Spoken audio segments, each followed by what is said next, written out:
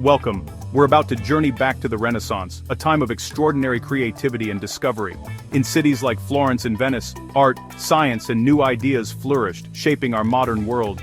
Join us as we explore the places and people who sparked this rebirth of wonder. Let's begin. Our journey begins here, in the powerful Duchy of Milan. In the 15th century, this was a city defined by strength and ambition, ruled by the formidable Sforza family. They were not just warriors and politicians, they were patrons who understood that power was expressed as much through cultural magnificence as it was through military might. Under the patronage of dukes like Ludovico Sforza, Milan became a hub of extraordinary artistic and engineering endeavors. The city's workshops and courts buzzed with activity, a fertile ground for new techniques and grand projects. It was this environment that drew one of the most remarkable individuals in all of human history, Leonardo da Vinci. He arrived in Milan not just as a painter, but as a musician, an engineer, and an inventor. For nearly 2 decades, Leonardo's genius flourished in Milan. He filled notebooks with intricate drawings of human anatomy, flying machines, and advanced weaponry.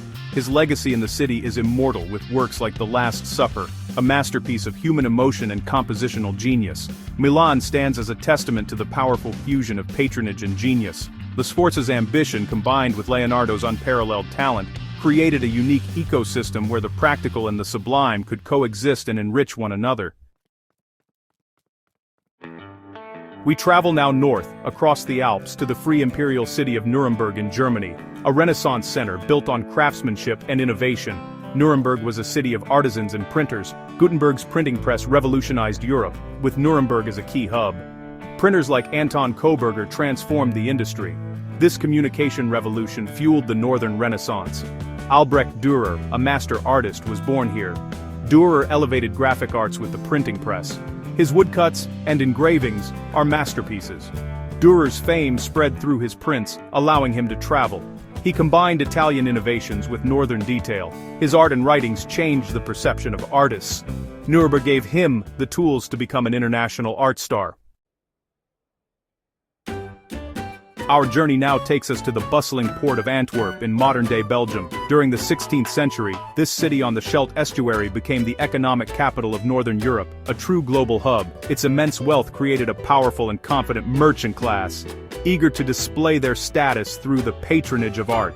The demand for art was insatiable, and Antwerp's artists responded by creating a highly organized and efficient art market. The city became a magnet for artistic talent from all over the Low Countries and beyond. In the early 17th century, after a period of decline, Antwerp experienced a spectacular artistic resurgence, led by one colossal figure, Peter Paul Rubens. Rubens's art is a dynamic synthesis of Italian grandeur and northern realism. His canvases are filled with dramatic movement, rich color, and a palpable sense of life. Like Dürer before him, Rubens was an astute businessman and a respected intellectual. His international fame brought immense prestige back to his home city. Antwerp, therefore, represents a crucial link in our story. It was a city where the commercial spirit of the north met the artistic innovations of the south. The city's economic might directly fueled its cultural golden age, creating a vibrant ecosystem for the arts to thrive. We now arrive in Paris, a city that during the Renaissance was solidifying its position as the political and cultural heart of a powerful and increasingly centralized French kingdom. While the Italian Renaissance was initially driven by city-states and merchant families, the French Renaissance was very much a royal affair, imported and cultivated by its monarchs, particularly King Francis I. Francis I was a great rival of the Holy Roman Emperor and the King of Spain, and he saw culture as a key battleground for prestige. He embarked on a lavish campaign of artistic patronage, inviting Italian artists, architects, and craftsmen to France to remake Paris and his royal palaces in the new style. The most famous of these imports was none other than the aged Leonardo da Vinci. Under royal direction, Paris and the surrounding Loire Valley were transformed. Paris firmly established itself as a major European capital of culture, laying the foundations for its future dominance in the arts and intellectual life for centuries to come. We must now journey to a city that, for centuries, had been the center of the Western world, Rome. After a period of decline during the Middle Ages, the 15th and 16th centuries saw the city undergo a dramatic and ambitious rebirth. This was a renaissance driven not by merchants or kings, but by the spiritual and temporal power of the papacy. The ambition of popes like Julius II and Leo X was boundless. They initiated vast urban renewal projects, commissioning works of art and architecture, designed to overwhelm the visitor with the power and majesty of the Church. The Vatican itself became the epicenter of this artistic explosion. To decorate his apartments in the Vatican, Pope Julius II summoned a young artist from Urbino named Raphael. His masterpiece, The School of Athens, is a sublime vision of harmony, clarity, and intellectual grandeur, but one artist, more than any other, left his mark on the soul of papal Rome. Michelangelo Buonarroti. Over 4 years of grueling solitary work, Michelangelo created one of the supreme achievements of human art on the ceiling of the Sistine Chapel. Rome, therefore, was the stage for the High Renaissance at its most heroic and monumental. The popes, acting as the ultimate patrons, marshaled the genius of artists like Raphael and Michelangelo to create a new, golden age for the Eternal City.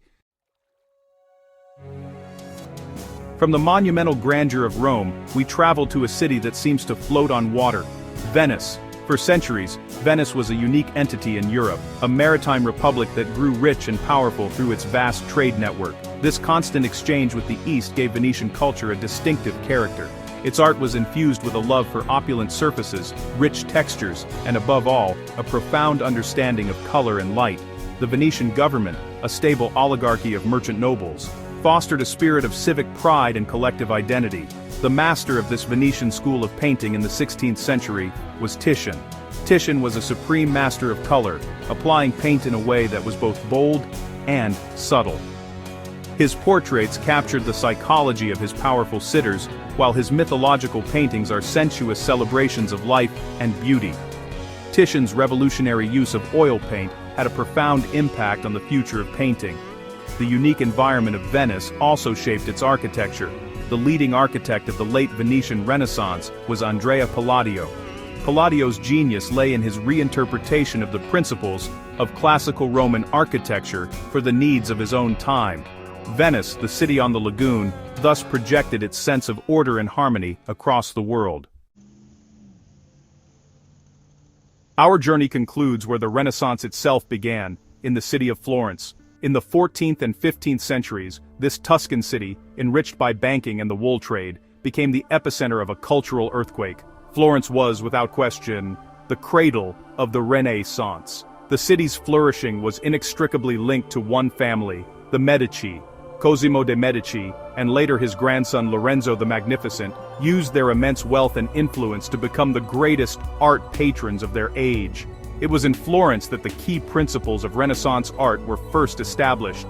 The architect Filippo Brunelleschi solved the seemingly impossible problem of how to construct the massive dome for the city's cathedral. This discovery revolutionized painting. Artists like Masaccio immediately began to use perspective to create works of a startling new realism. The Florentine workshops became academies of genius. This was the city of Sandro Botticelli, whose graceful, mythological paintings capture the poetic, Neoplatonic ideals of Lorenzo de' Medici's circle. Florence, then, was the source.